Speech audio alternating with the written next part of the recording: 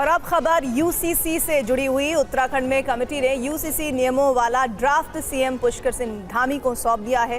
धामी ने कहा, रिपोर्ट का अध्ययन करने के बाद इसे तय वक्त पर लागू करेंगे। तस्वीरें देहरादून की हैं। यूसीसी कमेटी ने सीएम धामी को यूसीसी नियमों का ड्राफ्ट सौंप दिया है।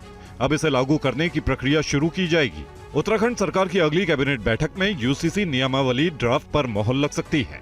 मंत्रिमंडल की मंजूरी मिलने के बाद यूसीसी को उत्तराखंड में लागू किया जाएगा। राज्य में इसको लागू करने के लिए हमने कमेटी का गठन किया था, क्रियान्वयन कमेटी। शत्रुघ्न सिंह जी जो हमारे वरिष्ठ आईएएस, रिटायर्ड आईएएस, उनकी अध्यक्षता में बनाई थी और उस कमेटी ने अपना काम किया, एक्ट बनाकर हमको दे दिया है और जल्दी ही हम इस एक्ट का अध्ययन करेंगे और कैबिनेट में चर्चा करेंगे। उसके बाद हमारा प्रयास होगा जल्दी से जल्दी ये लागू हो। सीएम धामी ने कहा कि सभी को समान न्याय और समान अवसर मिले, इसके लिए यूसीसी लागू किया जा रहा है। यूसीसी ड्राफ्ट में मुख्य रूप से 4 भाग हैं, जिसमें विवाह और विवाह विच्छेद, लिव इन रिलेशनशिप, जन्म और मृत्यु पंजीकरण के अलावा उत्तराधिकारी संबंधी नियमों के पंजीकरण संबंधी प्रक्रियाएं हैं। हरियाणा में नायब सैनी कैबिनेट का बड़ा फैसला सामने आया है। आरक्षण को लेकर हरियाणा सरकार ने बड़ा फैसला किया है। एससी कोटे में वर्गीकरण आज से लागू होगा। पहली कैबिनेट मीटिंग में ही इसे मंजूरी दे दी गई। सुप्रीम कोर्ट के आदेश के मुताबिक सुप्रीम कोर्ट कोटे के आरक्षण में वर्गीकरण लागू होगा, यानी एससी के जो वर्गीकरण है, एससी कोटे के अंदर जो आरक्षण है उसमें वर्गीकरण को लागू किया जाएगा। तो पहली ही कैबिनेट बैठक में यह बड़ा फैसला लिया गया है। सुप्रीम कोर्ट के आदेश के मुताबिक एससी कोटे के आरक्षण में वर्गीकरण को लागू करेगी हरियाणा सरकार। कैबिनेट की बैठक के अंदर ये पहली हमारी कैबिनेट की बैठक थी। माननीय सुप्रीम कोर्ट के उस फैसले का हमारी कैबिनेट ने वो सम्मान किया है। जो एससी में वर्गीकरण का मामला था वो तुरंत उस माननीय सुप्रीम कोर्ट के फैसले को सम्मान देते हुए हमने ये फैसला किया है कि जो वर्गीकरण के ऊपर माननीय सुप्रीम कोर्ट ने कहा था, आज से ही लागू करने का फैसला हमने लिया है।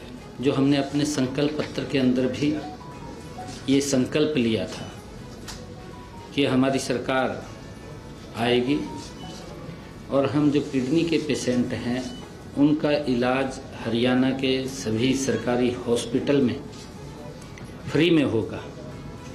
तो आज उस फाइल के ऊपर साइन किए हैं, क्योंकि डायलिसिस एक इस प्रकार की बीमारी है कि व्यक्ति को एक डायलिसिस कराने में लगभग 2500 रुपये का खर्चा उसका आता है।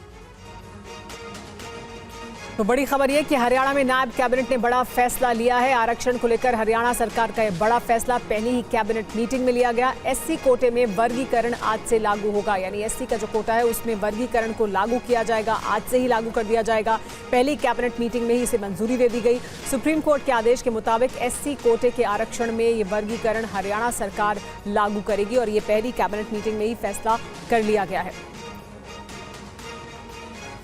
इस पर और ज्यादा जानकारी के लिए हमारे साथ मोहित जुड़ेंगे, उनसे बात करेंगे इस पर। लेकिन जैसे ही सरकार में अपना कार्यभार संभालने के बाद पहली कैबिनेट की बैठक की, उसी में हरियाणा सरकार की तरफ से नायब सिंह सैनी ने ये बड़ा फैसला लिया है, जिसमें उन्होंने कहा है कि वर्गीकरण लागू होगा एससी कोटे में, यानी कोटा विदिन कोटा लागू किया जाएगा। ये नायब सिंह सैनी सरकार का बड़ा फैसला, पहली ही कैबिनेट बैठक में बड़ा फैसला लिया गया है। उन्होंने कहा कि नॉन स्टॉप हरियाणा के विकास और नवनिर्माण को गतिमान करने के लिए कल ही उनका कहना था कि शपथ ली थी और ये पहला बड़ा फैसला लिया गया है। इस पर हमारे साथ जुड़ गए हैं TV9 भारतवर्ष संवाददाता मोहित। एक अहम फैसला है ये। जिस तरह से हमने मंत्रिमंडल में भी देखा था कि एक जातियों का, क्षेत्रों का सामंजस्य बिठाने की कोशिश की गई थी, अब एससी कोटे में जो आरक्षण है उसमें यानी कोटा विदिन कोटा को लागू किया जाएगा। यह हरियाणा सरकार के लिए एक बड़ा कदम।